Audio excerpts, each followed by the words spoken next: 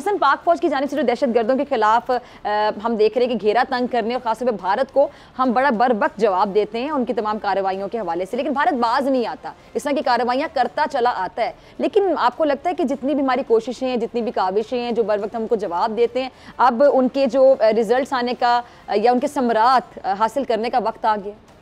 देखिए जी, कामयाबियां तो हमारी पाक फ़ौज है वो हमेशा से हासिल कर रही है। माजी में अगर आप देख लें कि जिस तरीके के से जो साजिश पाकिस्तान के ख़िलाफ़ घड़ी जा रही है, चाहे वो अंदरूनी चाहे बैरूनी, यानी अगर आप देखें तो कुछ लोग ऐसे हैं जो कि हमारे अपने हैं लेकिन वो यानी हमारे दुश्मन के हाथ बिक जाते हैं। बड़ी अनफॉर्चुनेट बात है।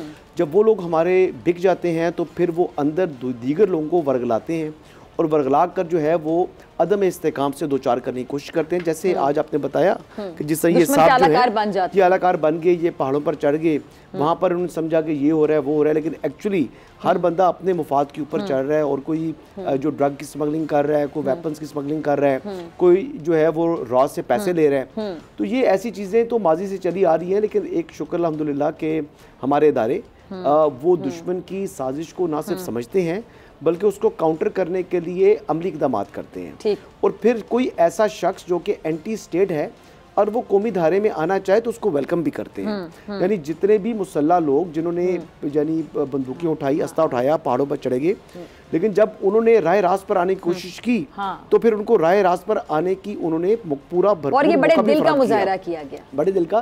देखिए बहुत से हमारे जवानों की जो है वो जाने ली, लेकिन वो लोग जो कि किसी हीनियस क्राइम में मुलविस नहीं है फिर उन्हीं को कौमी धारे में शामिल किया जाता है। लेकिन जिसने अगर सपोजिटली कोई कानून को हाथ में लिया है, कोई इनोसेंट सिविलियंस को मर्डर किया है, तो फिर उनको कानून के मुताबिक सजा दी जाती है कि ना कि स्पेयर किया जाए। क्योंकि फिर आपने एग्जाम्पल भी सेट करनी होती है कि कोई रियासत मुखालिफ जब भी कोई बंदूक उठाएगा, कोई अस्ला उठाएगा, तो फिर उसको उसकी करार वाक़ई सज़ा भी देनी होती है। अदरवाइज़ फिर लोग जो हैं वो इसका नाजायज़ फ़ायदा भी उठाते हैं। लेकिन कौमी धारे में जो आना चाहे और गैर मशरूत तौर पर आना चाहे और अपने मुकदमात को फेस करने के लिए आना चाहे तो वेलकम। और हमारी स्टेट उसने हमेशा, रियासत पाकिस्तान ने, पाक फ़ौज ने उनको जो है वेलकम की है, क्योंकि अपने लोग हैं, मुसलमान हैं, और अगर कोई राह रास्त पर आता है तो बहुत अच्छी बात है। बड़े दिल का, बड़े ज़र्फ का हमेशा मुजाहरा किया जाता है, बाकियों के लिए भी एग्जाम्पल सेट की जाती है। हसन, हम देख रहे हैं बलूचिस्तान शुरू से टारगेट रहा है भारत का, और मोदी की इस हवाले से स्टेटमेंट्स आती है नवाजी में, वो भी सबके सामने हैं।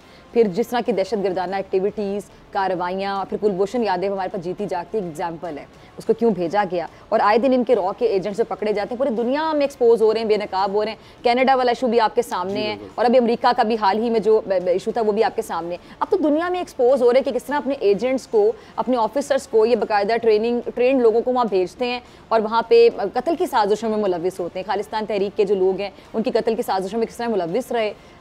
अब वक्त नहीं आ गया कि दुनिया को भी एक स्टैंड लेना चाहिए सिफारती सतह पे इनके साथ ताल्लुकात, जो कि ये समझते हैं कि इनके बगैर किसी का गुजारा नहीं है, अब प्रॉपर एक स्टैंड लेना चाहिए। देखिए कैनेडियन प्राइम मिनिस्टर ने, दहशतगर्द रियासत है भारत जी, और देखिए रियासती दहशतगर्दी जो है उसमें मुलविस है हिंदुस्तान, इसमें कोई दूसरी राय नहीं है। और यही बात जो कैनेडियन प्राइम मिनिस्टर थे उन्होंने G20 समिट के दौरान नरेंद्र मोदी से इस बात का इज़हार किया।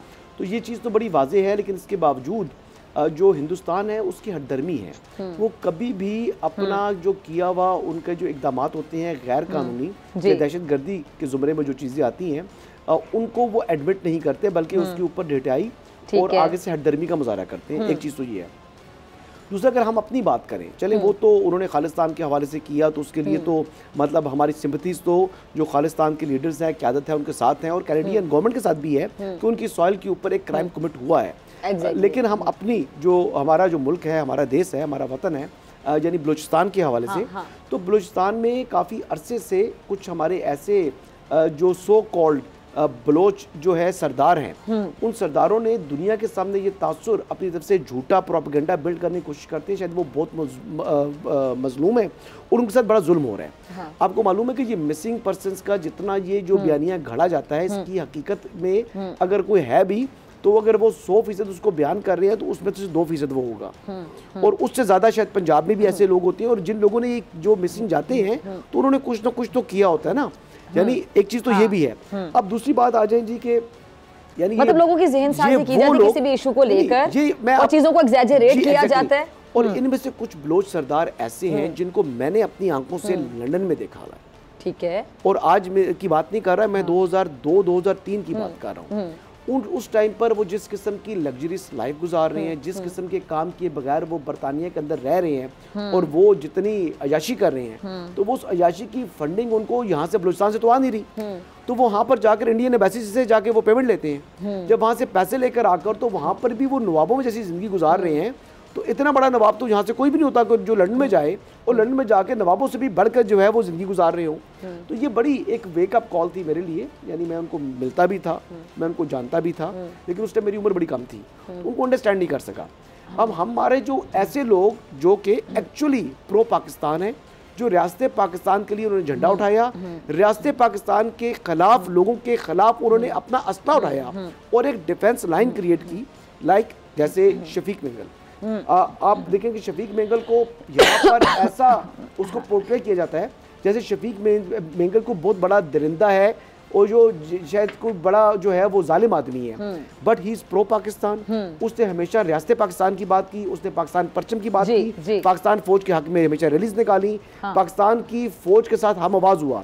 तो फिर कभी उसको जो है आप जो है वो दुश्मन जो करार देंगे तो ये बड़ा अनफॉर्चुनेट है। और हमारे लोग भी जो कि हमारी सिविल सोसाइटी है वो उसको बुरा इंसान समझती है। मैं ऑन एयर बोल रहा हूँ कि Shafiq Mengal is pro Pakistan and he is more patriot than Hasan Ayub.